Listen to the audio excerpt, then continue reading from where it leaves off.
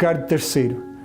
É uma peça muito interessante porque ela está entre as primeiras peças escritas por Shakespeare. Na verdade, Ricardo é o primeiro personagem onde nós percebemos uma construção mais elaborada, né? Aqueles personagens de Shakespeare que mais tarde vão surgir nas suas peças, né? Que vão representar o humano em profundidade.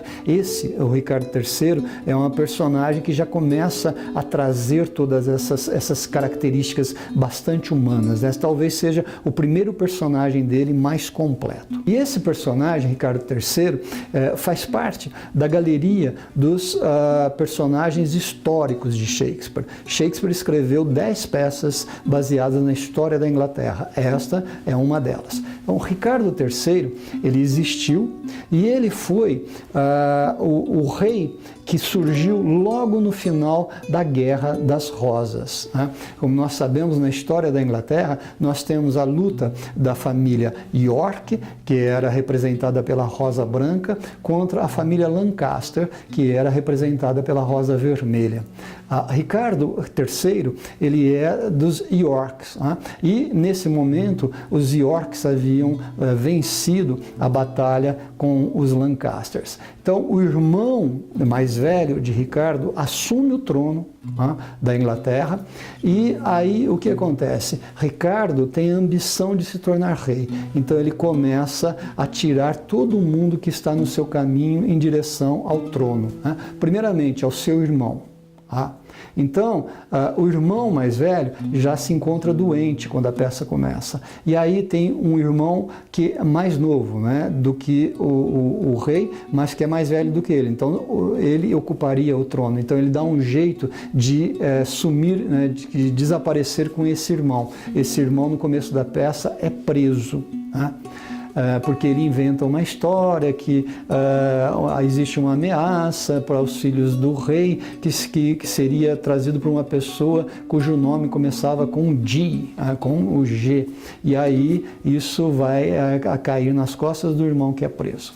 Ele também acaba matando os 2 sobrinhos filhos do irmão, porque eles também seriam os primeiros na sucessão antes dele, né? Então ele dá um jeito de sumir com todo mundo, quer dizer, ele tem essa história trazida por Shakespeare. Agora, a grande questão é, será que essa história realmente é verdadeira? Por quê? Porque quando Shakespeare escreve Ricardo III, nós estamos em pleno reinado da rainha Elizabeth. E a rainha Elizabeth só é rainha porque antes dela teve o seu pai, Henrique VIII, e antes dele o Henrique VII, que foi justamente quem matou Ricardo III. Então, aí nós temos um problema de que é necessário que seja confirmado, né, a condição de que o avô dela merecia ser rei. Porque se pensarmos bem, né, o avô dela foi quem matou Ricardo III. Então nós temos aí um regicídio, que na época era talvez o pior dos crimes que uma pessoa poderia cometer, porque o rei era considerado o representante de Deus na terra. Quer dizer que se ele só chegaria ao trono se realmente fosse a vontade de Deus. Então, se alguém mata esse rei que ocupa o trono, ele está cometendo o maior dos pecados, o maior dos crimes. Então, o que nós temos? Quando o conde de Richmond, que assassina Ricardo III, ele vai se tornar depois o rei Henrique VII, que é o pai do Henrique VIII e que é o pai da rainha Elizabeth. Então, se isso não fosse confirmado, você teria o problema de questionar a própria reinado da rainha Elizabeth. Então, Shakespeare teve que dar um jeito em tudo isso, fazendo com que Ricardo III fosse um verdadeiro monstro, um verdadeiro demônio na Terra, para justificar justamente o assassinato dele pelo rei Henrique VII. Então, há muitas questões nesse sentido. Será que ele realmente era mau ou Shakespeare estava utilizando desse artifício, colocando Ricardo como uma pessoa abjeta, justamente para que todo mundo considerasse um ato de bondade do Richmond ou do Henrique VII, assassinando essa pessoa e tirando a Inglaterra desse trilho, né?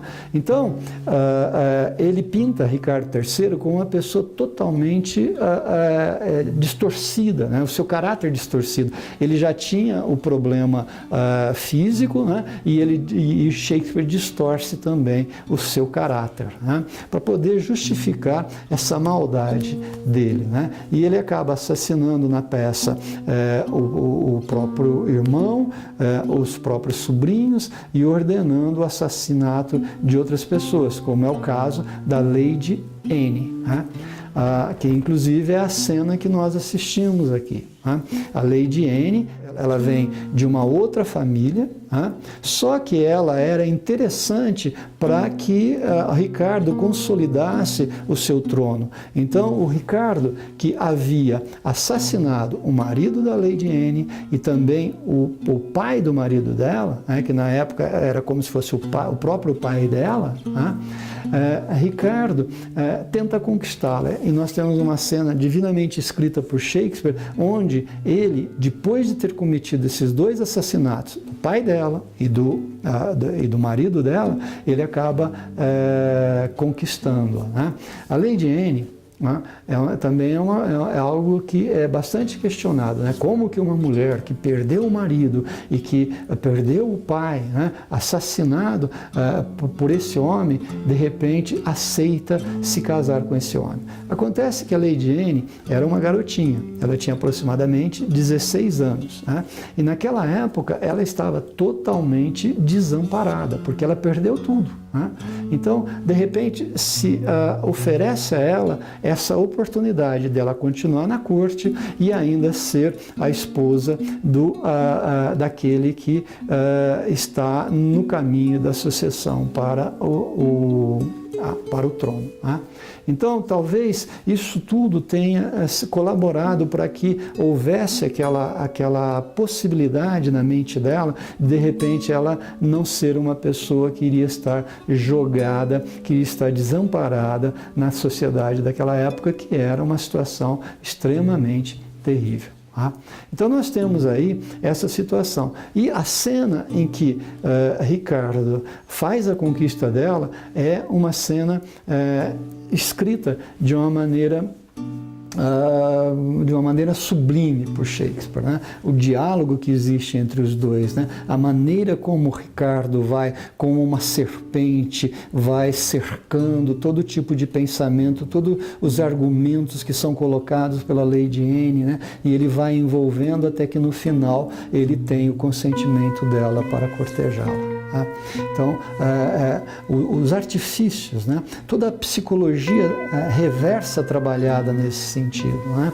Porque ela começa com ódio nos olhos e termina com esse ódio bastante abrandado, porque Ricardo realmente a seduz.